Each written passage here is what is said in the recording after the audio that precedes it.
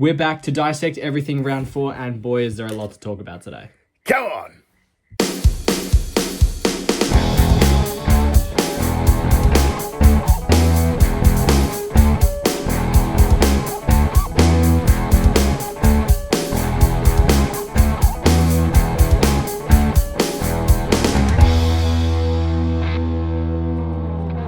Hello and welcome back to Off the Mark, an AFL Fantasy Podcast. I am Mason. And I'm Casey, and wow! Wasn't that a week?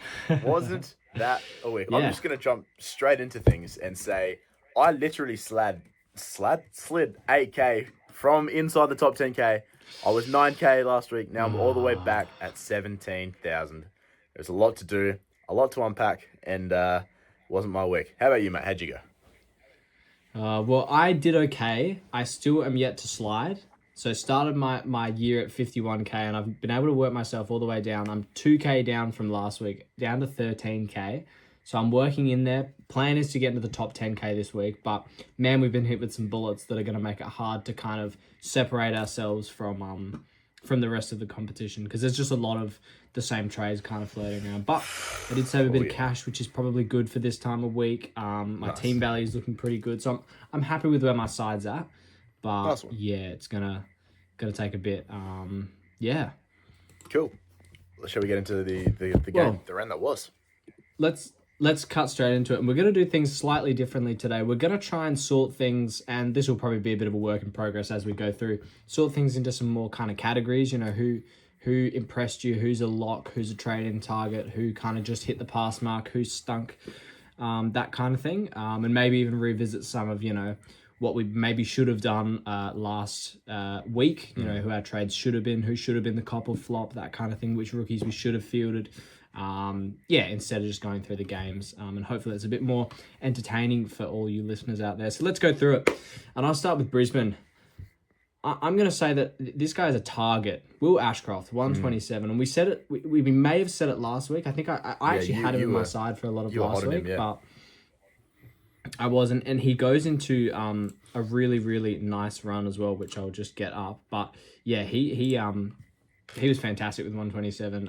And the beauty of him is no tag. The tag always goes to Neil or maybe Dunkley. Yeah. It'll never go to him. And so yeah, North Melbourne, Crows, Essendon, Carlton, Geelong is his next 6. So that Essendon Carlton back to back is just that's pretty good. Like captainable material for him right there. So he comes up with a great run, and if you went him as a premium under $1 million, well done. Well done for sticking with that. Very solid. That's good. Yeah. Another guy who I'll put in that category of target, I guess, is Dane Zorko with a 116. If you don't have him and you wanted a nice defender premium with that same run, I think that Zorko is definitely someone you could be picking. 116 was very much better than his tagged 95 last week. And yeah, again, comes up with that same run. So Zorko was fantastic. Look, he could definitely be a target this week because there's a lot of them running around, these value defenders, and that's Kitty Coleman. 109 he scored. So he played off the half back in this game, if I'm not mistaken. I think so. And he looked good. He did, indeed. Yeah. I'll check his break even just real quick. My fantasy's not doing what I want it to do. I hate how it doesn't do the field view sometimes. It's very annoying. Yeah. I don't know how to search players. But yeah, I mean, Kitty... We'll talk about some later, some other options that you could go for as a value defender. But at 669K, you willing to shop in those areas, even if it's not this week? I think that we are. I think that there's probably a better option in Colby if you didn't get him. And then if you did get Colby, you might want to look at your structure, because the defender rookies are outscoring any other rookies that we've got in the game at the moment. Like you're looking at... blokes like Jai Sarong, who got a ton. Lockie Jacks has been really solid for us all year, and even Sam Grill, who's been really good as well. Definitely outscore blokes like your Lombard, your Cooks, your Dev Robs, any of those forward rookies. They're probably outscoring a Blamires. They outscored Jagger last week, although I doubt that'll be weekly.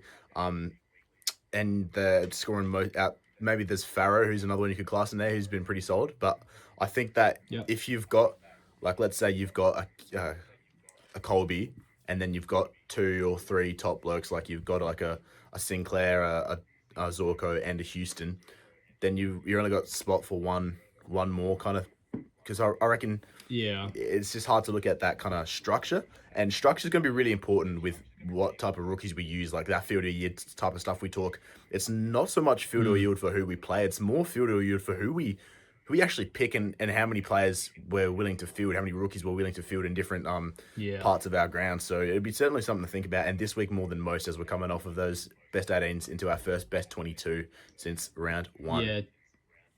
Yeah, definitely with the like mid prices versus a rookie is interesting for me, and I think that my general rule will be one per line. Maybe the forward line gets an exception. Depends who you're willing to count as a mid pricer. I think Budrik's probably our one sitting there at the moment. Yeah. In the midfield is probably Tanner Bruin, which means we probably need to be moving on. You know, your Xavier Lindsay's that type. Correct. And I'm kind of happy to just have one in the defense because we do have so many premium options. We want to be upgrading them. So I think if you have a Colby, it's not the end of the world if you miss a Kitty Coleman, if you miss a Nick Newman, who we'll talk about a bit later. If you don't have any of them, I'd be willing to jump on one. And yeah, I still think it's Colby. 770k he is with a 57 break even.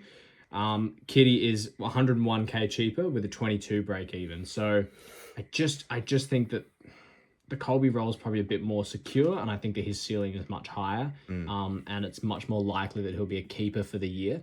Whereas you could be moving Kitty on, around the buys, and then, that's another trade wasted. But with a 109, if you're willing to go there, go ahead, because that was fantastic. Yeah, no, he was very, very solid. No other names really there for Brisbane. I guess if you wanted to go, stunk it up. If you did pick Josh Dunkley, I did see his name go around at least once last week. He scored a 79. We avoid him at all costs. He tags too much, plays roles too much. He's not the accumulator. Like the other midfielders, Ashcroft and Neal, the two top scorers here with 127 and 119. So Dunkley stunk it up. Yeah, not too much else in that. So let's move over to Collingwood. And who is your trade-in target? Who's someone you're willing to trade into in Collingwood? You know what? I thought it's kind of hard to do this, but if there was anyone who I'd be saying to trade in, it is our boy Nick Dacos, who didn't actually play. This is for multiple reasons. The first reason for this is that I think Houston's getting a bit too expensive now to bring him as that value pick. I wouldn't be suggesting trading him in as such. Still a good player, don't get me wrong. Scored a ton and was there Collingwood's highest scorer, but I wouldn't confidently say, yeah, you can trade him in and I'll see lots of upside to that. So the reason I say Nick Dacos is because, as we know, was a laid out for this game. So anyone who brought him, had to field a rookie score like a Blamires or someone, like I know I did for other reasons. But the bit that sucks about this is that it was such a late trade. 2,100 people traded into him this week, which that's terrible. That's really unfortunate. So I think he's had a week off. Hopefully he's feeling a little bit better. He missed that tough Brisbane matchup, who we were all kind of talking about. You don't get instant reward for him. Now you do. Now you're coming into a game against Freo, who, look, they're a bit difficult, but it could be worse. Like, I reckon Brisbane's worse. But then they play Carlton Essendon, and as you were talking about, having that Carlton Essendon back-to-back is so important, and that's such a good scoring target. So if you're not targeting him this week, you definitely want to have him for that next week. Otherwise, you're just too far out of stretch. Someone that is worth looking at, I think, is Dan Houston, as I mentioned. He's priced under 900k, only just 892, and he scored a ton. This is his third ton of the season now, I think. Let me just check that, so I'm not sure. Yeah, third ton of the season so far. And then, as I said, comes up against Carlton Essendon. So same kind of thing. It's a good run, but I just think if now was when you were targeting him, I reckon you'd just drop the 100k, go to Colby, or jump up 100k and go to blokes like Zorko, or these St Kilda GWS defenders who are getting off the bye, who are awesome, mind you. Yeah. Someone who was really unders. I'd probably still be thinking of Houston as a bit of a mid pricer. I still think that, not in the sense that there's value there, or there is a bit of value there, but you're essentially seeing him as like an underpriced premium now. Yeah. But there is the possibility that he kind of stinks, at which point I think it's, like you said, better to maybe go down to a Colby or just go up to the big guns. Like I think that he's in the middle of mid-pricer premium. And so I don't know. I mean, maybe you're wanting to shop in those areas. If your backline is really thin and that's all you can get to, I still think he's a great option. If you wanted someone who really was at that like kind of 900k, definitely averaging 90, I think that you could pick him, and you didn't want, another Kitty, another Newman. If you've already got maybe two or three of those three that we talked about before, I think Houston's a good option. Yeah, for sure. So who for you in this game was a pass? Who was a player that just passed? A bloke that just passed, I think, was Oscar Steen, who's the ruckman. Now, we brought him in, didn't expect massive score from him. His break even was at like a 12, I think it was, for the game, or something in the little numbers, and he scored a 46. As a rookie on the bench, you're asking, you say 50 is a good score. As a ruckman, as an R3 for most people, or some people had him in his forward line, I think, you know what, that's solid enough. I'll give that a pass. Nothing crazy, but we didn't expect anything crazy either. So for those who went down from, like, if you had a Vicentini, or those who were looking at like the Lockie Doverston sideways, not the best, but it's a pass for me. Someone who was not a pass, however, Definitely. going up to the top, is Josh Dacos, scoring a 78. Yeah. Just really proving to me and all the people who brought him in last week why we should have just scrounged up that extra cash and going up to Zorko. Dacos got him by 26 the first round. Zorko got him by 38 now. So he's up 12 points. But when you have a 78 on your field, and in a week like this for me and some other people, that's just not a score we needed to see at all. So tough to see. I don't think you can target him. I think you want to see a good game against Freo this week, and then if he plays a good game, then you can probably target him for that Essendon Freo, Carlton Freo, Carlton Essendon, that would be. But we're not targeting him after a score like that at all whatsoever. No. So yeah, that's. And I definitely think that if you're sitting with him at the moment, knowing that people are going to be trading into Ash, Whitfield, Sinclair, even Wanganeen Miller, or possibly Zorko as well, already have Zorko. It's a bit, it sucks. It sucks. I would have asked you about the rookie, but we got to that with Steen. Yep. We got to Stunk with Josh Dacos. Who's a little bit of value? I guess maybe Houston is probably the only one that we can say here. It's hard. We're not going to be able to get through these topics for every team as well, I don't think so. Yeah. Well, another one quickly who stunk was Darcy Cameron. If you do still have him, get the hell out. Yes, correct. 50 for him. And if you did have him and you went to English, who we'll talk about later, I'm so sorry. That would genuinely have been like the worst trade of the week. Yeah. Because I think English only just outscored him and is now injured. Let's go over to North Melbourne versus Carlton. We'll get you to take North because I'll take Carlton. Okay. Yeah. Who is a trade-in target for you? Who do you like? Honestly, it's still Colby. I think we talked about him a little bit before, how everyone's targeting him. He's unders for what he's priced at. He scored at 84, which is probably not as good. I thought we could do better. I thought he could do better. But hey, look, still the cash in's in the right way. His break even's 53, and if that's 80 is like a floor for him, then I'm very happy with that. And I think that he's got major upside and can do much better than that. So I think he's definitely the target for the Roos for sure. Yeah, and the problem with Colby was the quarter split. So 35 in the first quarter, 31 in the second, sitting on 66 at halftime. He looked fantastic. Like in that first quarter, there was like a 5-minute stretch where he was on like 20 within like the first 5 minutes of the game. It was ridiculous what he was doing, just lapping it up back there. And then I think that I actually do think that there was some purposeful effort to stop him from some of the Carlton forwards. I think even at points Jagger was on him, or someone like a Frankie Evans, like a bit of a defensive forward, was kind of not, I wouldn't say tagging him, but just keeping an eye on him and running with him because he was getting so much free ball, which is what we love about him. But like you said, 84, if that's a floor, that's definitely good. Who was a pass in this one? Who do you give a pass? Look, I think pass once again, kind of getting a cop out here with picking a rookie, but I think well, there you go. We'll go rookie as well. Yeah, Tom Myers with 55, same thing.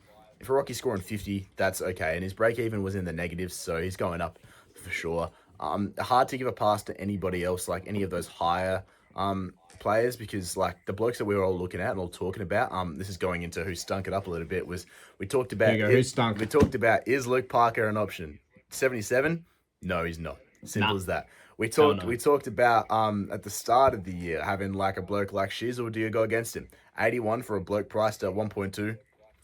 That's not good enough, especially as most people had him as a VC, or someone might have even rolled into him. That's terrible. That is outstandingly bad. And your boy, your point of difference midfielder there, Luke Davies-Uniacke with an 80. Yeah, that's tough, man. That's tough.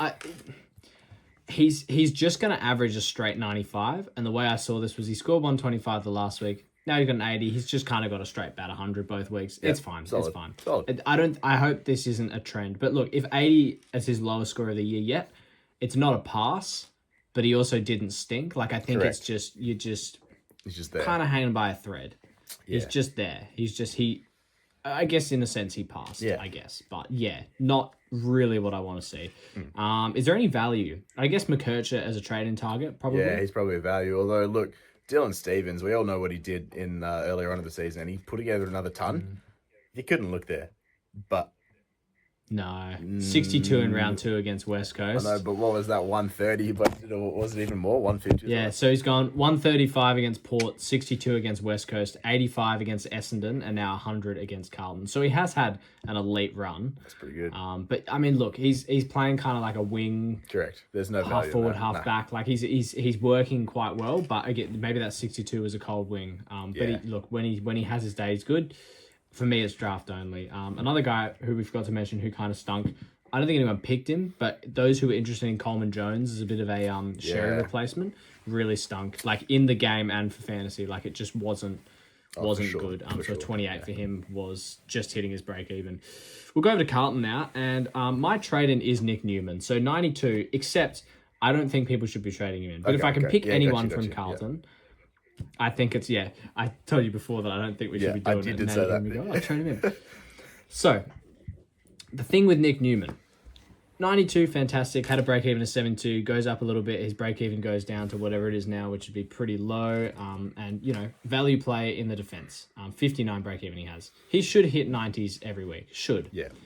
I think, and I'll give a little shout-out to the Ball Boys podcast, who had a fantastic discussion about this last week. We really need to be aware of the teams that these players are playing for. And we might have even said this before, I think, in terms of Essendon. Yeah. But I think that genuinely there is a wide gap between good and bad teams this year. I think we can be avoiding Essendon. We can be avoiding Richmond. We can be avoiding Carlton. We can probably be avoiding Port Adelaide.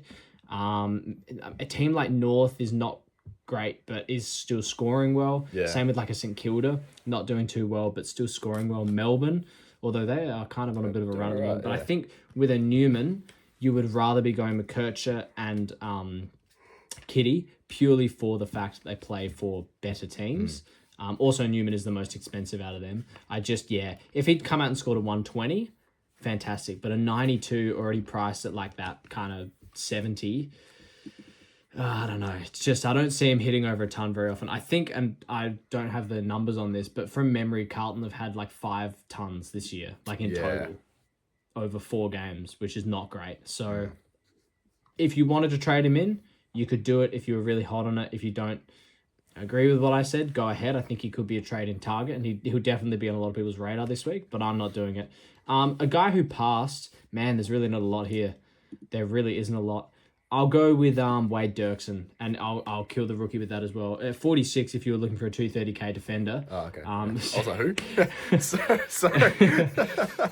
Came in for the first game. I'll give him a pass for the score, although I'm not sure if he stays in the side. Yeah. Probably Harry Dean back this week. He did have a couple of little moments, but yeah, all right. He covers the rookie. For a bit of value, we'll go with Newman as well. And who stunk? Man, there was a couple in this. So Sam Walsh, 78, got locked up quite bad by Finn O'Sullivan at times. And then the tag kind of weared off at the end of the game. And as a Carlton supporter, I remember saying, I was sitting next to my dad on the couch, and I said, Carlton need to play these fast ball users in the midfield in the last quarter. You can't be running out there ahead in the game and losing momentum with your Cripps, your Chera, and your Hewitt in the midfield. You need to get Walsh in there. You need to get Jagger in there. You need to get Elijah Hollands in there. Get, I don't know, even an Ollie Florent or someone in there. They're fast, good ball users. And they did exactly the opposite of what I said. Sam Walsh and Jagger Smith both played half forward in that last quarter. Jagger for the whole game. Elijah Hollands, I don't think, made it in there for a single CBA. And they went with the slow, and they lost. So that was it. And Walsh, played half forward for that last quarter where he scored a 16, his lowest scoring quarter, and it was just a bit shit. And the one time that they brought him in was that, did you see? I don't know if you watched this game, but Kiddo had he tapped it behind his head, and Walsh came out. It was like the perfect centre clearance, but no, go back to the old Carlton ways of the slow midfield.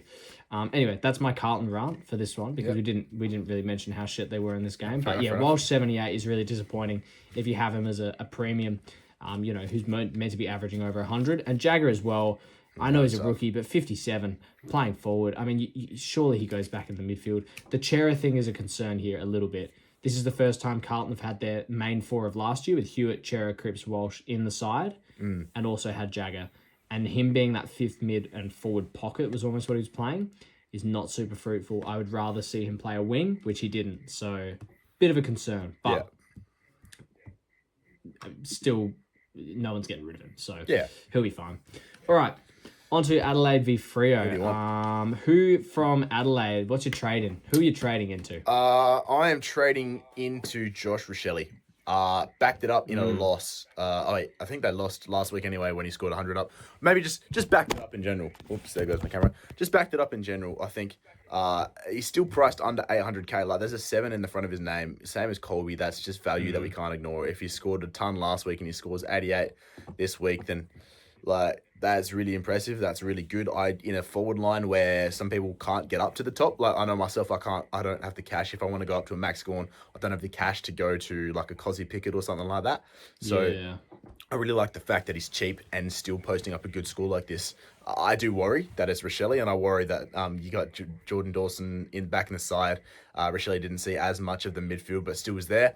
And Isaac Rankin, if he gets a couple more games to go good under his belt, that he might push into the midfield. So I do worry about that. Do not get me wrong, but I think you can't ignore the fact that he's done that. And in a forward line that struggles as much as it does, I'm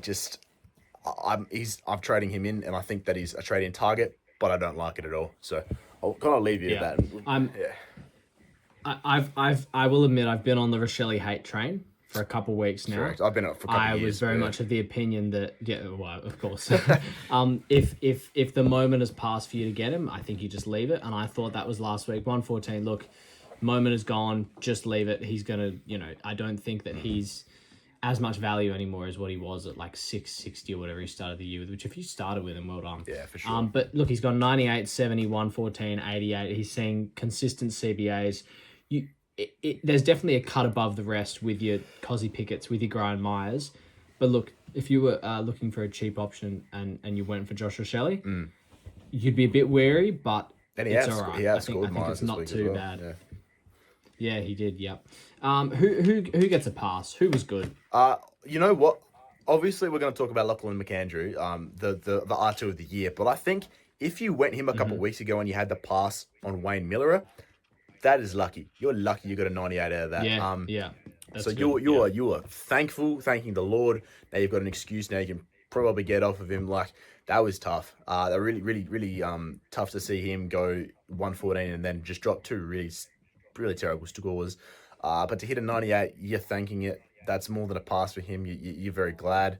But Lucky McAndrew, man, that's awesome. 113 as a ruckman in the game that everyone was worried about him because we had Rob come back in to just say, man, F you, Rob. This is my team now. See you later. 113. 31 hit-outs to Riley O'Brien's 15. So literally doubled him in the ruck against the double ruck. So now not many teams are running with a double ruck other than like Freo and Hawthorn. So I reckon Rob comes straight back out of the team. Lucky McAndrew is the number one ruck. 100%. Yeah, so that's awesome from him. Really, really good. And just in a week where we had some issues with Tim English going down and injured, it's just really nice to have a really, really strong, because this could have ruined people if Lucky McAndrew was bad and Rob went in the team and you lost two rucks and going to the best 22. That could have been tough. So just a huge thanks to Lucky McAndrew for just being awesome. So good on you. Yeah, he definitely gets more than a pass. A guy who I do want to give a little pass to is Jordan Dawson as well. His first game back from injury last week, obviously. Just a straight ton, 100. Yeah. It's a pass if you're an owner. It's not really what you were hoping for buying into him at the start of the year, but you just give that a pass, I think. All right, who's a bit of value in the Crows? I guess Rochelle. Yeah. Maybe we cross that off with that. Rochelle's a rookie? It's Cook. That's kind of the rookie. That's it for the Crows, and he's done all right. In the forward line, 56. We can field him next week. I think they have Carlton. So you can field him in that matchup. I think that he'll do all right. Yeah. Don't expect anything massive, obviously, as a rookie. But if he's scoring 50s and a bit more, hopefully 60s, maybe 70s, we've seen him post 280s. Like, you feel that confident, happy with that. Thanks for coming. I actually think that if you can get him into your midfield, because he's a mid forward, which I experimented with last week before I traded Cozzy in, I would be fielding him over a Blamires. I may even be fielding him over a Grill, because that matchup against Carlton in Adelaide, I know as a Carlton supporter who's been to every game in Adelaide, will be good. They'll thump us. You're fielding him over Jagan? No, I don't. I think you just have to field Jagger all Yeah. year, unless this forward role becomes a thing. But yeah, I would definitely experiment with trying to get him into your midfield if you have some rookies in there that you're not quite sure of. Who stunk? I mean, I guess it's Rankin, Yeah. maybe. Oh yeah, for sure. Rankin was tough. 63. I think also what's his name, Sam Berry. Some people were looking at him, or at least I threw his name in the hat as a bloke who'd been putting an all right season together. I was like, I want to see a couple more games out of Berry. I did, and it was bad. So crossing him off the list. Thank you for clearing that up for me, Josh. Yeah. Yeah. Sam. Yeah. Yeah. Oh, gee, you don't like your berries, do you? You're not a berry man, are you? J. Yeah, that's why I had the J Berry from the hint from last year. So when to call him. He scarred you, I think. Yeah. Not a berry guy. All right, let's go over to Freo, and you trade in targets. I'm looking at the midfielders, and it's probably not Brayshaw. It's probably Sarong. 124 here was huge. So he was pretty good. I think if you were looking for a midfield premium, he's cutting above your Butters. He's cutting above your some of the pods that are getting around like Brayshaw. He's probably cutting above some of the big guys as well, even like a Dawson. So 108 in round one, then a tough 68. That was a tag, so we can give him a pass there. 124 and now 124 again, so 2 weeks in a row. Was very nice for Sarong. Yeah. I'll just quickly check what his fixture coming up is. So he goes Collingwood, Eagles, Carlton, Bulldogs, Hawthorn, Essendon. So he's got Carlton, Eagles, Essendon, and also Collingwood, who are a pretty easy matchup in his next 6. So we can definitely be targeting him. And I think as well, another guy that I want to talk about, I won't put a title on him, but Luke Jackson, 97. Are we happy to do this from English? Because really, he's not put together the season that we would have hoped. 125, 72, 81, and then 97. It's not fantastic, is it? Yeah, it depends if you like points or not. That wasn't supposed to sound as stupid as it sounded. I just see Max as just the clear-cut option. Like, we've been talking about how we missed him, and now it's like an actual chance to get him, like a forced move to get him in, and then he will be there for the rest of the year. You can go Luke Jackson. I wouldn't feel confident by any means. I would be worried about I think there's that. a lot of like...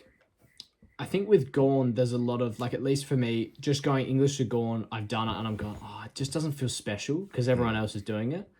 But if you're even thinking about doing a Grundy, a Jackson, or even going down to, like, someone else, I don't know who else you'd go to, I feel like you're just instantly putting yourself at a level lower to save maybe, 300k, which I don't think is worth it. So although I think Jackson could be a good pick, I mean, look, those matchups. So he plays the Steen-Cameron duo, then West Coast, who Grundy destroyed. Carlton, who are not a terrible matchup. The Bulldogs, who have been this year, but are not historically, so English. Yeah. If he's back by then, then maybe that could be really good. Hawks, who are a bit tough, and then Essendon, who are also a bit tough. So his next 4 are actually pretty good. You could be going there, but I think, I agree. Just go to the top. Yeah. All right, who gets a pass? Brayshaw gets a pass, 103. Yeah. He did save this quite a little bit with 42 in the last quarter. So was sitting on a nice 60 at 3/4 time. But look, he gets a pass. I'll give him the pass for that as an owner of him as a pod. Value. Who's a bit of value? Not really anyone, to be honest. I mean, maybe I'll just mention Reed at his 91. Are you willing to go there over a Rochelle? He doesn't quite have the ceiling of the tons. Yeah, not over. He's been pretty consistent. 78, 80, 71, and now 91.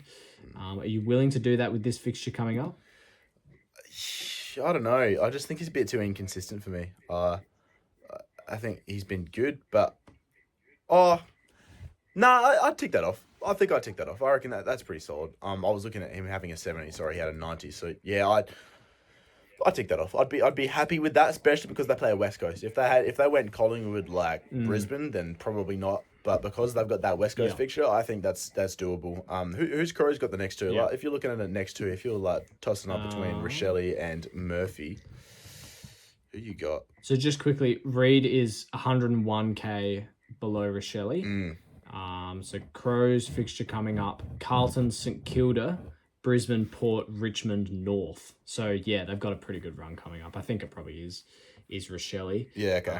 Reed has a break even of 40, and Rochelle has a break even of 48. I think you are going Rochelle. I think it's the safer pick. But look, I'll give it a shout out. If you started with Reed, you're pretty happy with that. Yeah. Rookie, Scary was there, or Sherry. Yeah, terrible. Scored a 16. That is a real dud It did have that 60 in his debut in round 2, but then's gone 24 and 16. So that's really tough if you did go there. And who stunk? No one really. Jordan Clark, if you have gone there as a pod defender, just for the year, 69, 89, 98, and now 69 again against the Crows. You got to get off that. I mean, that's pretty bad. Yeah, that is tough. It's just, you just can't be having that, I don't think. No, definitely. All right, on to the next game. I'll take Richmond so you can take Port. Trade in, we're going Jaden Short. I think if you're looking for a defender, he's a viable option. We really did kind of miss this, I think, in the preseason. Don't know how. We were all focused on Banks, but he was the clear better option. 114, 132, 93, and now 98 against Port has been pretty good. So he's a good trade-in. I'll give Gorilla a pass, definitely. 74 was great if you had him on field. Yes, Port Adelaide are maybe an easier matchup, but look, that's all we wanted him to do, and he keeps our cash generating. I think he's over 500k now, which is fantastic. Bit of value. There's not really anyone, I don't think.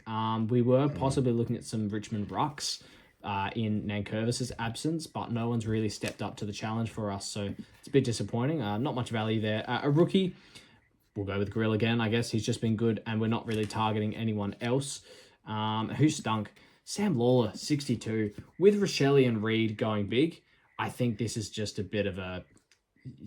It's so hard because it's not bad enough to trade him out like a Philippou, but he's just consistently 20 points under every other option, which just sucks. Yeah, no, I agree. It's pretty tough, but yeah, there's just so many other players. Right, over to you with Port. Over to me with Port. Look, yeah, definitely. All right, who's your trading?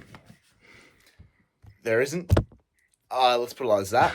There isn't really. I'll mention one when I get to value, but no, if I'm looking at trade-ins, like we talked about Kane Farrell, 79, can't do that. Everyone was talking about like Jack Watkins being the biggest. Was that an ooh as in you disagree or a ooh for a score? No, I've got a question for you, but I agree on Watkins. What do you think of Jordan Sweet? You were very hot on this guy, and he scored a 98, and now we need a ruck. I was going to say that. I was waiting for you to be like, really? But yeah, so I just literally, as you were talking about Richmond, I brought up his stats and all that sort of stuff, which is why I kind of answered very vaguely to your question at the end there when you said, what do you think? So I wasn't listening at all. But no, Jordan Sweet, yeah, value. This is what I was kind of soft launching when I said I've got some value to talk about, so I'm not going to talk about it. Yeah, okay. 820 is 60, then an 80, then a 98. He's going up by 20 every round. Yes, he played West Coast for an easy fixture. Then he played Richmond, who doesn't have a ruck, and he comes up against TDK and Rowan Marshall, and then up against Ned Reeves and Lloyd Meek. So that'll be hard. So not the greatest, but then he comes up against... Well, then he's got Geelong, which is good. But then he's got McAndrew, who's actually turning out to be literally the hardest ruck of all time. Yeah. So it is and then tough. English, Wits, Pitternet. Yeah. But they play West Coast. So, but no, it's the reason I wasn't. I really want to. And look, my season's gone that poorly. That if I didn't have riches, like there was a part of me that was just like, yeah, I could just say fuck it and go for a risk, but I've got no one to trade up to, so like I can't. Yeah. So it's like. I suppose I could. Yeah, we're probably looking to downgrade a rookie anyways this week. Yeah. In my opinion, it sucks more that I can't downgrade two or kind of swap a premium that's not working too well at the moment, or someone who's really going down, or even a mid pricer. But yeah, I mean, if you were really strapped for cash and if you couldn't get English to Gorn without doing something on the other side, which I don't think. But if you couldn't get English to Gorn if you can't find a rookie to downgrade to get English to Gorn, I feel like everyone can. But if you really can't, no, I'm just not willing to tick off Sweet. No. I just think that you're getting him off his highest score for the year. Yeah, nah. All right, well, we'll call that a tentative trade. And if you really, really were hot on that and wanted to go there. Yeah. Who's your pass? Who had a pass in this one? Josh Lai, I suppose. Yeah, probably. He scored a 50. I mean... Everyone stunk. Butters had an 84. That was terrible. Stunk. Bergman had a 50. That was terrible. Jack Watkins had a 20. That was shocking. Mitch Zaddo was the first gamer, 230k. No one was trading into him. He had a 30. Not as good. Josh Lai kind of put together an alright score for a 50 as a 230k last week. But Yeah, man. You're just adding Port Adelaide to that team of blokes you don't want. And if we was Yeah, luxury trade definitely. season, we're getting off Zach Butters. As simple as that. Yeah, He's definitely. probably number one. 100%. So, not Yeah. not a big fan. But hey, we won again. So come on.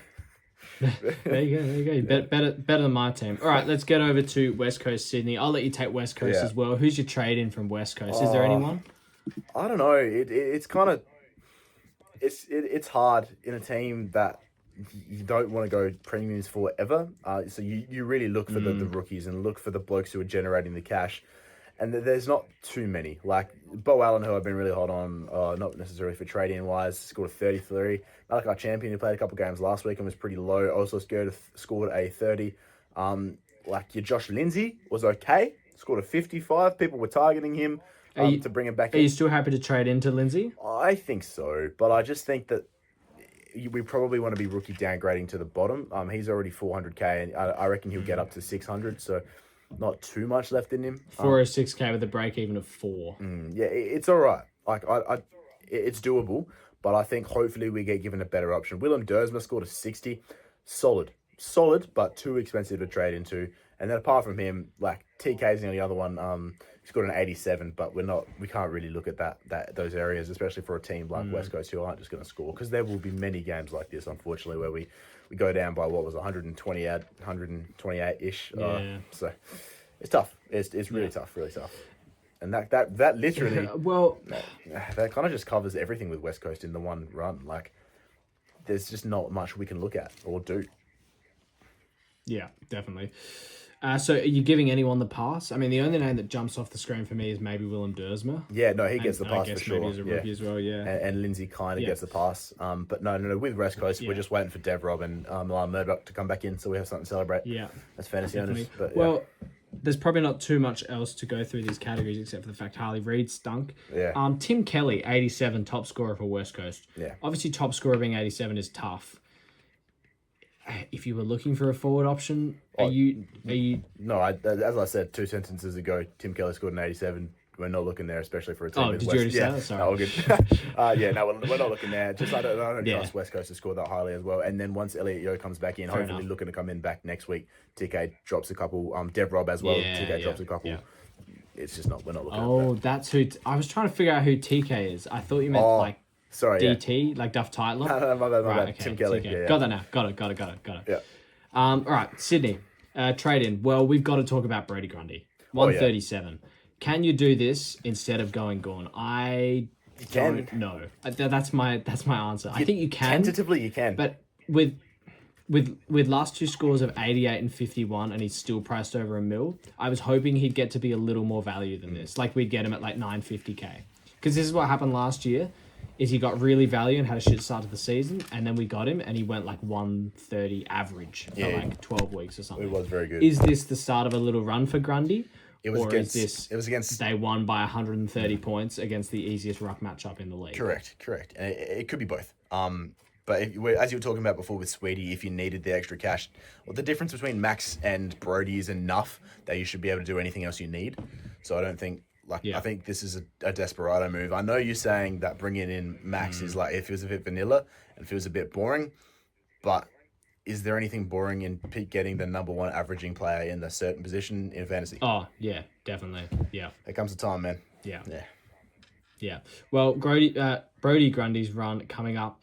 He plays Wits, Briggs, and Englishless Bulldogs. Gorn, Sherry, who will be back. That's not a fantastic run as opposed to, I know we haven't gotten to him yet, but Gorn, who plays Blackiston, who is a hard matchup, Brisbane, who have been a hard matchup, Nankervis, Grundy, but then Eagles, Hawks. Yeah, it's not great, but it's not as hard as Grundy's, I don't think. 137 is fantastic. He actually did hit his break even of 130, which is surprising. He's priced at 999k, so I feel like the fact that he's not, I know it's 1k less, but not $1 million, it just looks nice to the eye. But yeah, I think I agree with you. I think we're just going up to Grundy. So not him. I also will say, in terms of premiums, I feel like there's a lot to look at in this, like Isaac Heaney with the 126. They won by 130 points. We have to remember this. The same way we're looking at West Coasters, they lose by this much. We're not doing this. Sydney are not going to do this every game. So I feel like Heaney at a 126, not great. but obviously if you had him, you're giving him a pass. If you had Jai Sarong, you're giving that an overwhelming pass. And I will use this as my opportunity to say, with the late DPP switches to get Cozzy in, I think my app may have taken my emergency off of Sarong and put it on Marshall in the emergency spot. Tough. Because I all week thought, look, I've got Sarong there to loop with Selwood, who, by the way, ended up scoring under 30. And the E wasn't on him. So Tough, I missed this Sarong 105 on my bench, and I lost about 80 points, which really sucks because that would have, You just skyrocketed. genuinely, that would have taken me up to... Probably the top guy. Yeah. Oh, yeah, probably. I mean, I would have scored a 1750, which is like a pretty good score for this week. So yeah, spewing, but Sarong was fantastic. Yeah. So you're giving him a pass as well. Bit of value. I'll talk about Riley Bice because I think he's an underrated one in this talk of value defenders. So he's gone 65 in opening round and then 103, 87, 105 against Brisbane, Hawthorn, and then West Coast. So not all easy matchups either. Yeah. He has the roll-off halfback, the same that he did last year. I think that you could be looking there. I would like to see one more good score from him. Yeah. Like a one more kind of around a 90 or more. So when who do they play this week? Gold Coast? Could happen. I'd like to see it against Gold Coast. I think that's a good opportunity for him to prove himself. So he could be value, but I think we're waiting and we're probably trading into Colby or Kitty before that.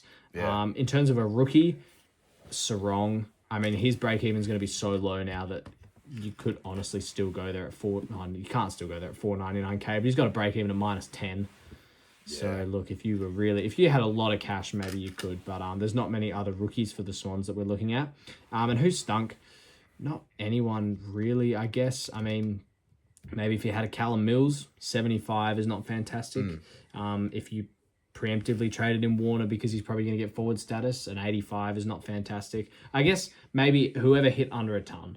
McInerney 96 maybe, because this was a 130-point thrashing. You'd probably want your players to be hitting over a ton in this one, so maybe some disappointing ones in there. All right, Melbourne v Gold Coast. As a Lindsay owner, Who is your trade in? give me Melbourne. I want to just Go on.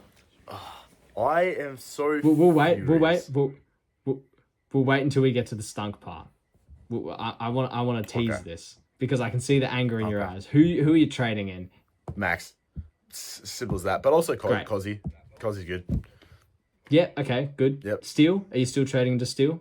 Yeah, 100%. Kind of slipped my mind because as a good coach I can't even say that's a good coach as I am anymore. As the coach that I was, started with Jack Steele. That was great. Solid. Yeah. That's the right thing to do. Yeah. Yeah. Nice. Who are you giving a pass in this one? Is it the same? Gorn, Steel, Pickett. You just give them all a they pass? get a pass. Honestly, Caleb Windsor gets a pass. I think just because he has a low break even, I think it's in the fact that he's 70, it's enough. I've heard so much slack for this guy this week. I know he's playing midfield. He's like a third-year player, and he scored a 70 against not a tough matchup, but not an easy matchup. And he comes up against Essendon this week. Yeah. If you're considering trading this guy out, please just take a step back and take a breath. I know he's been bad. I know he had 65 and 45, which, to be honest, 4 rounds, he's only really had 2 bad scores. Yeah. Maybe even 1 if you count a 65 as a pass. It's probably just a little under is what we thought. He almost, the midfield role, he should be scoring well, but yeah, 71's a pass. And coming into Essendon next week, we are keeping this guy. Yeah, that's why I had him as a pass. Someone who I didn't have as a pass, though. Someone who stunk it up. Someone who, I don't know why I started with him. There's a few people asking the same questions. Why did we start with him? No, it's Xavier Lindsay. And it's so unfortunate because this is the 3rd week in a row now I've gone to trade him out. And I've had him in my trades. But then forced to trade. I think this is the 3rd week in a row I've had 2 forced trades. Now let me look. So last week, 2 weeks ago we had Petrarca Rosie, as everyone does. The next week was, I'm not going to say Windhager was a forced trade, but it was pretty much like he kind of forced our hand with 2 really shit scores, and Vicentini was a red dot ruckman sitting there with 500k in his head. That's almost a forced trade. Like, there's 2 really shit situations that I had to kind of get rid of to get Clash Genry going. I'm thinking, Lindsay with a 40 break even, surely he can do okay.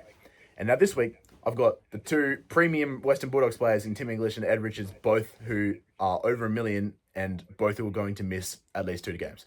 I have to trade them out. I have to keep Xavier Lindsay in my team. This guy has scored 50. This guy took 4 kick-ins and scored 50. He played on from 2 of them. Like, he just sat there, waited for the umpire to almost call his whistle. Instead of waiting that extra second just to get that +3, he kicked it from inside. Didn't even take the step out. Just kicked it from inside the square.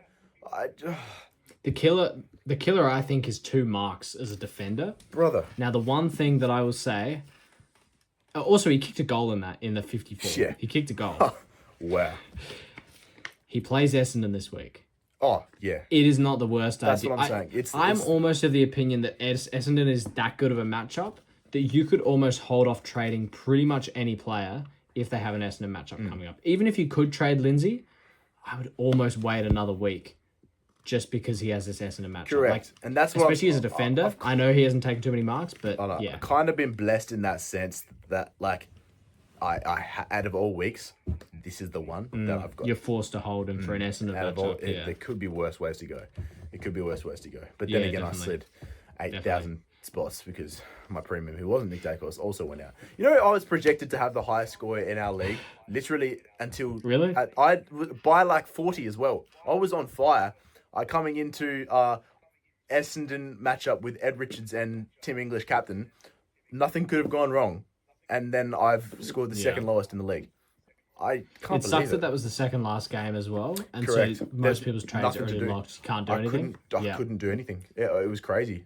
Just have to sit and watch. The only thing I almost did was rage trade Bontempelli in over Baz and captain him, which honestly, if I did that, I would have captained him. It would have been better. But Baz for the long haul will be better. All right. Come on.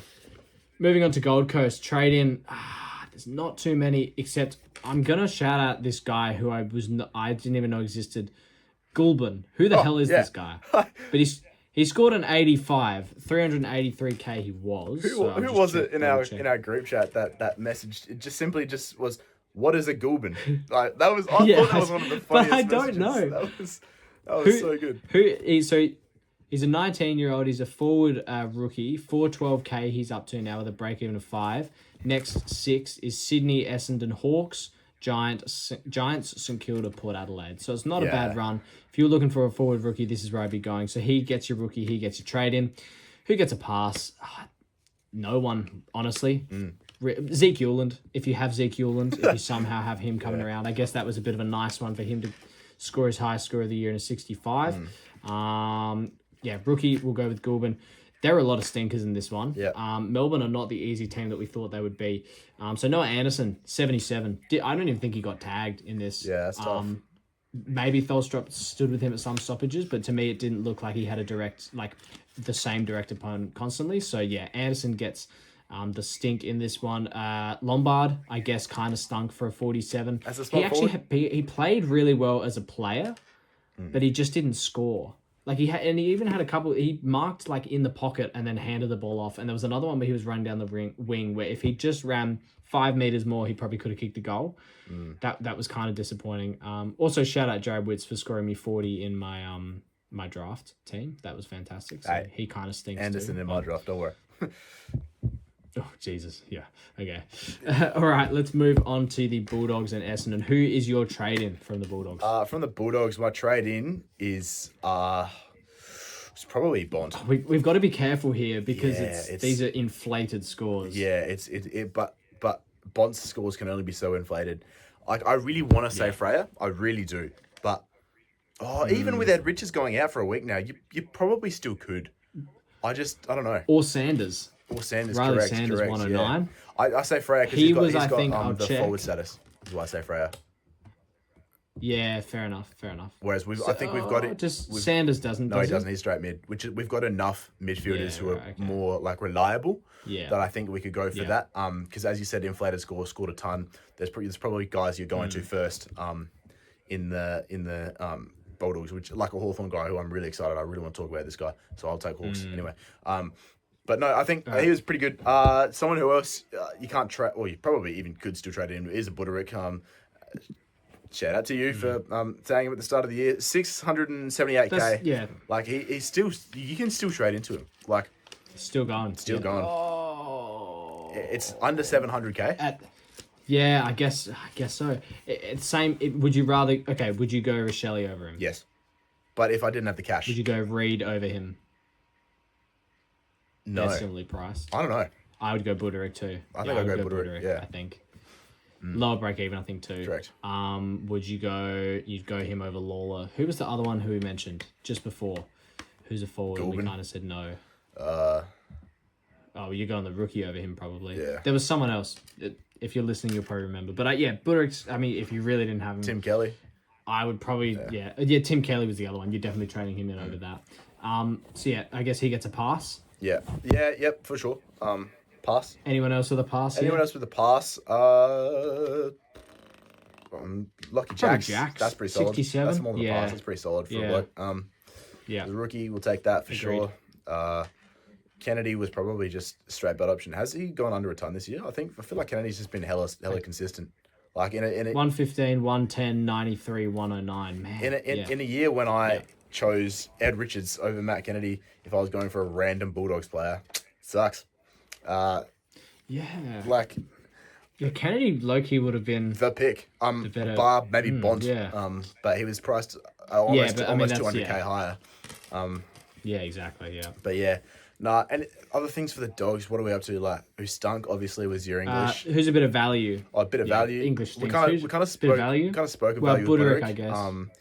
Yeah. And then Lockie Jackson's too high who's to a trade rookie? into. Any rookies? Lockie Jackson's willing to good. trade I him? probably wouldn't trade him in. I think he's way too expensive now. What is he? He's 555. Yeah, pretty over five. expensive. Yeah, and yeah. even Selwood, I'm not confident with that. He scored a pretty low score, so not really trading into. I'm getting rid of him this week. So Hard to say who you're going to Selwood's trade gone into as for a me. rookie, like if there weren't basement. So you kind of looking for those basement guys, and then if they had a 230 guy who's playing the next week, that's who we're going to trade into. But I feel like that's going to be pretty straightforward. And yeah, who stunk it up? yeah, there's not too many people. Like, there's not too many rookies coming in, which really sucks because I feel like we have like 3 or 4 guys who are ready to jump off. Like Lombard, Marshall's been out for a while now. You can probably jump off a Selwood. Yeah. I've got Dyson Sharp in my midfield. So I can with any jump luck, off you're if talking you about really wanted to. the rookie pick, which should be in your next team. Like right in any second after I say that, English and Richard stunk it up. I think he's probably the rookie that we're going to. Yeah, all right, let's go. I'll go rookie first, and it's Jai Farrow. A 101. Yeah. He scored after a 66 last week. So the unfortunate thing is this wasn't his first game. So he did have quite a price rise, went up 78k to 415k. I still think it's cheap enough with a minus 22 break even. He looks really good. He actually had quite good skills by foot, which I think the Bombers need. I think he'll stay on their side. Obviously, probably won't score 101, but this is very much like the Lockie Jacks score from round 1 or whatever it was when he scored a 111. I see very similar vibes, so I think if you can get him in this week, that'd definitely be a good move. Trade in, well, it's Farrow. There's no one. We're not trading into Bombers. That's just, I'm putting a rule against that. I don't care who did well. As a pass mark, man, if you had Archie Robertson held him to this point, you have been Kissed. absolutely and utterly kissed because that is crazy. 136, so he was fantastic. Correct. And we'll give Zach Merritt the pass for 122 as well. Obviously not trading out of them, but I think the sooner we can trade out of these guys, the better. Rookie again, Farrow, and who stunk? The whole team. But fantasy wise, Jai Caldwell at 71. You got to get out of that. Darcy Parish 56. You got to get out of that. Blackerson 33. I'm so glad that I just kind of bit the bullet and got rid of this guy after round 2 or whatever it was. Because yes, he did have that 70 last week, but apart from that, he hasn't gone over 50. And in this case, he's had his lowest score for the year, 33. I see him as a inflated rookie. If you went him down to Farrow this week, you're sweet. Pretty solid. Like that's pretty solid, good. So I definitely think you can be getting rid of him. All right, last game of the round before we get into some questions. Hawks versus Geelong. Who's your trade-in from the Hawks? Trade in for the Hawks, and someone who I think I brought up a couple of weeks ago, but not very confidently, was Josh Wood. He's turned out to be the midfield. Sorry, not midfield. The mid-price pick of the year. Like I think he was priced. He started at like just over 500 or just over 600k. He's put together a really solid season, but he has the role. He has the role. He's in that midfield. He's on that wing. He rolls into the stoppages. They look for him. He had the highest amount of disposals for the Hawks this game, and he had 6 tackles as well. I think that's really, really good to see. And I just think you could back it, and you could feel confident in that. And I I was really considering going to him. I just think there's probably some better value picks like in other positions around the league, like a Colby, like someone else. But someone else you could be trading into is definitely Connor McDonald. I mean, he hasn't really put a foot wrong. Yes, he hasn't been as high as we'd hoped, but he scored a ton, man. Like against Geelong, yes, they won, which mind you was heartbreaking for me, who tipped Geelong as an outside chance. That was tough. But Well, they did win this game, but it literally won in the last 20 seconds. Correct. So this was neck and neck the entire last quarter, just seesawing between the two. So it's both teams are scoring as if they won or as if they lost. It's pretty similar, I think. Yeah. So yeah, that's my trade-ins, I reckon. But I'm pretty hot on just Ward. quickly. Yeah. Just quickly on Ward, so he had 60% of CBAs, just behind Newcomb on 83 and Nash on 70. Cam McKenzie had 50% behind him, so he was the fourth, Ward being the third. And Connor McDonald had 13% after 24 last week and 33 in round zero.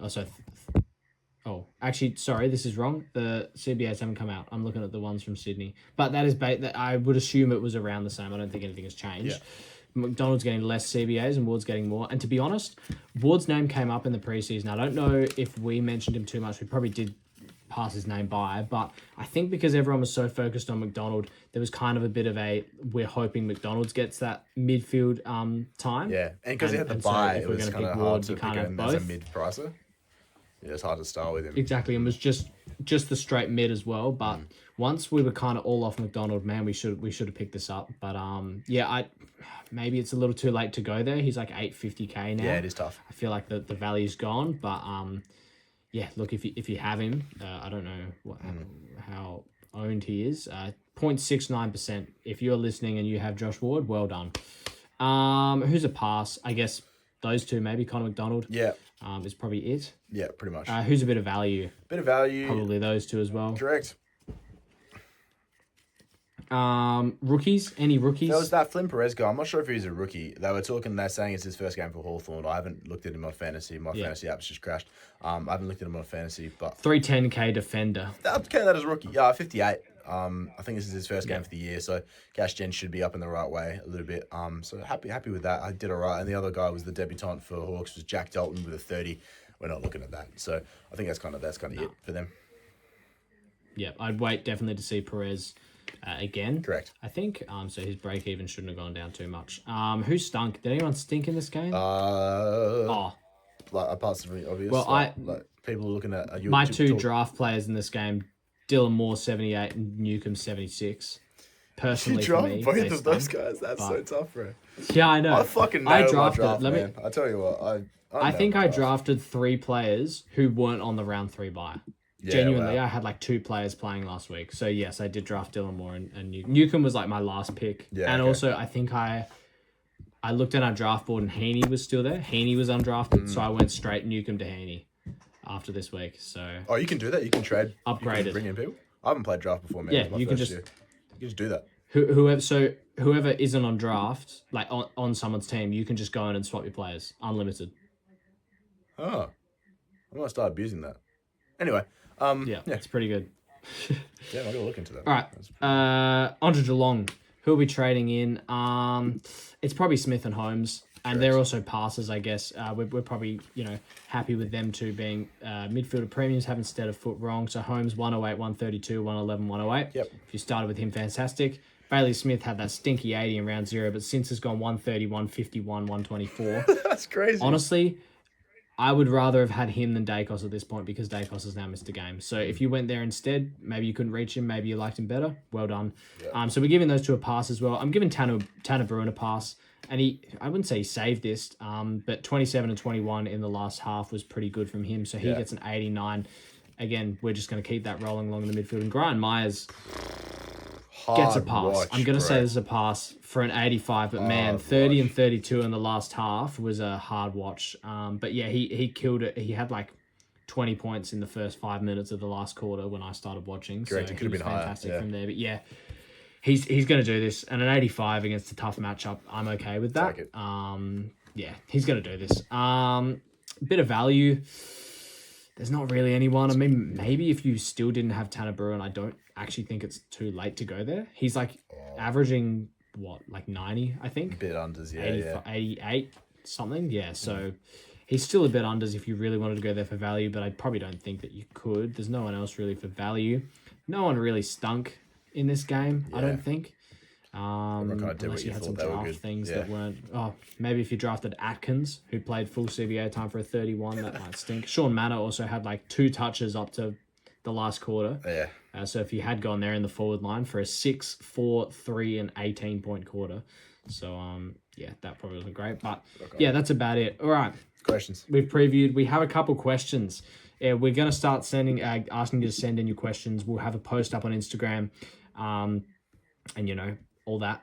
Or just DM us your questions, all that kind of stuff, and we'll get to them on the next episode. But we have a couple here, a few from the same people. We've got a couple from Toby here. Toby's asked, how do I delete my team? It's a good question. It's a good question. I think there's a log out button in the, like, I don't know if it's a log out or remove team. I think, no, I'm not going to go through this, mate. Next question from Toby. Yeah. All right, he's done a serious one here. When do we start looking at buys? It's a good question. I think that you're probably not too concerned about them now, but the thing that concerns me is with how many forced trades we're having. Once we get to kind of round 8, 9, when we, round 12 buys are only a few weeks away, what if we have these forced trades and we can't get these people out? Yeah. So round 12 buy is Crows, Port, North Melbourne, and Port Adelaide, Crows, and I can't see anyone else on my team. And Gold Coast as well. So yeah, maybe a bit heavy on that one, but yeah, I'd probably just look at it once a week, and if you're not looking too bad, but there's plenty of time to fix that. So I don't think it's an urgent thing that we need to look at now. Sasha's got a few questions for us. This was actually your question that he's asked us to answer. What's more important, getting Newman or Colby? And I'll add Kitty in there, and maybe a Bice for the value, so those value defenders, or getting Rochelle and having 1 forward rookie. Yeah. So would you rather have value defender and 2 forward rookies, or I assume defender, rookie, and Rochelle? Yes. Yeah, so it's for me, what it is it's in my team when I asked the question was, I've got Cook on the bench, Dev Rob on field, assuming he comes back in. He has suspension. And then, so I want to be playing Lockie Jacks and Jai Sarong over Cook. That's who I want to be playing. I've actually got Grill in there as well. I got to change that. So there's going to be lots of couple. Yeah. So you'd be picking Rochelle then? I would be picking Rochelle. That's what I'm doing. Yeah. Yeah. I think I agree. The defender rookies are better. How many rookies should we have on the field? Comes again from Sasha. So at the moment, after my trades this week, I've got 1 defender rookie with Windsor sitting there at D5. Yep. I've got 3 midfield rookies with Bruin at M5, which is thin. I really need to start upgrading that. If I didn't have the English problem, that's where I'd be going. So I've got Jagger, Grill, Myers there. Obviously, McAndrew in the ruck.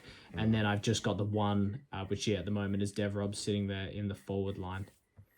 Yeah, no, I'm a full prima behind you. I've got Jackson Sarong in my defense, and then I've got Jagger, Myers, and Lindsay in the midfield, and then I've got just Devrob in the forward line as well.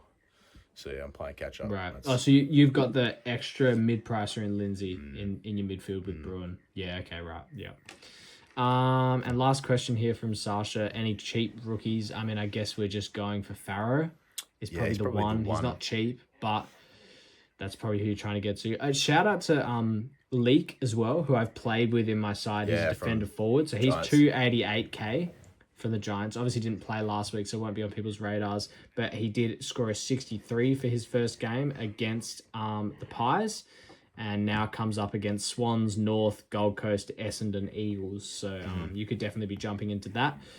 Richmond this week, is his game. So yeah, could definitely be jumping into that at 288k. That's probably if you're looking for a really cheap one, I'd be going there. Yeah. And then one question here from Dylan: who goes first, Zizzy or Lombard? This is a tough one because this is something that I'm really weighing up. Do I get rid of... I think it's Lombard. He's got way more cash on his head, so you can save a bit for next week. Yeah. 22 break even. I think he hits it, but he could get close, like 25. He could score 20, but I don't think he will. Yeah. But I think at 406k, it's the perfect time to cash out.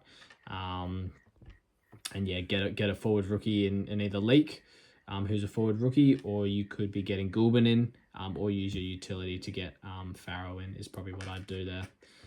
Yeah, I think that's fair enough. I agree. I reckon. I think Lombard goes with just the extra cash. It's just nice. Yeah. Yep, definitely. All right, well, that'll do us, I guess. Let's do it.